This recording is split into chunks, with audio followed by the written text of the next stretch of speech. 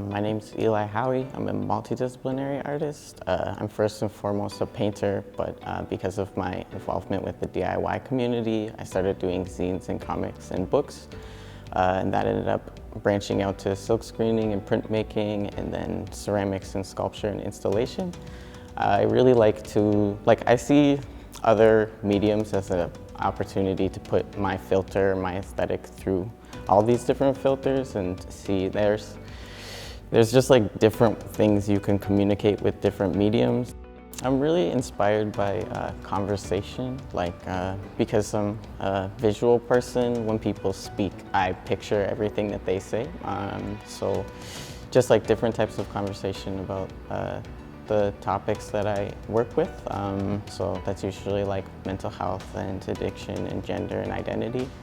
So I like to more recently to branch out from where I kind of reference my own experiences. I started interviewing people to talk about these types of intimate topics, and trying to use my skill as a point to use the art as a meeting place between us, and then my skills translate their non-visual space, so like their imaginative space. And as a challenge for myself, I also really enjoy it because I have to pull myself out of my own kind of associations and my own symbols and try to get an idea of theirs. And it holds me really accountable to doing that because you have to honor that thing that they're sharing with you.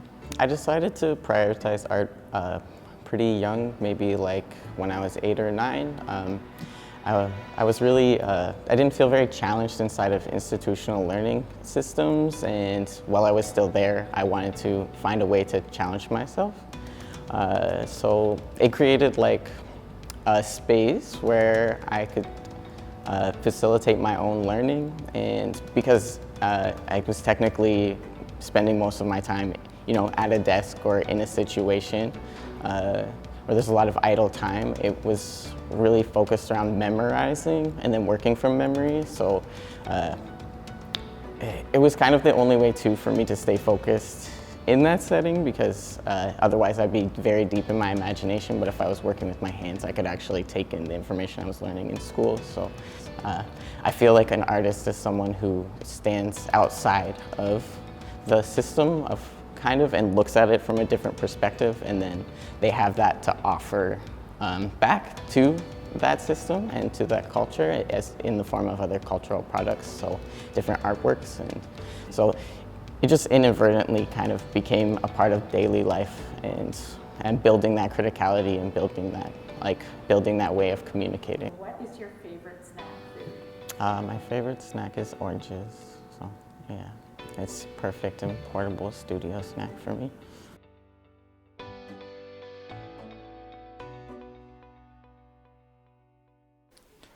For this project, you will need PVA or wood glue, paper, cornstarch or potato starch, salt, oil, baking soda, vinegar, a blender, ink, plastic containers to store things in, gloves, a strainer or a thin cloth. Step 1. Rip up the paper strips of blank paper or toilet paper and soak them in water. Avoid using newspaper ink as it will stain your blender in your hands. Step 2. Fill the blender with 1 part paper and 1 part water. Blend for 20 seconds. If your blender has small blades, add extra water to make it easier on the motor.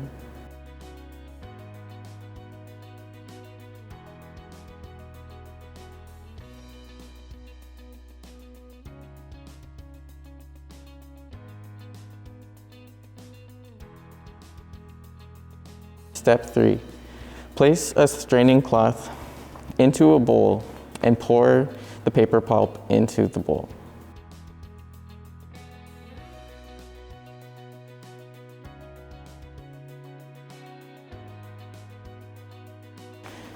Step 5. Add all of the wet ingredients slowly to the dry ingredients in a disposable plastic container like a Tupperware or a yogurt container. The lid will allow you to store the material if you don't use it. Step 6. If you want to color the paper pulp at the end, You can add acrylic paint or ink. Mix it thoroughly before using. Step 7. Prepare an armature for your form. Any filler object will work as an armature. You just want something with enough structure to press the pulp onto. Step 8. Spread the paper clay over the armature. You want to make sure that you're only spreading it out an inch thick, no thicker than a ½ an inch at a time for strength, but also for drying. Use gloves when you handle the paper pulp. And if the material is sticking to your gloves, dip your hands into water. That will also help you spread the pulp out smoothly.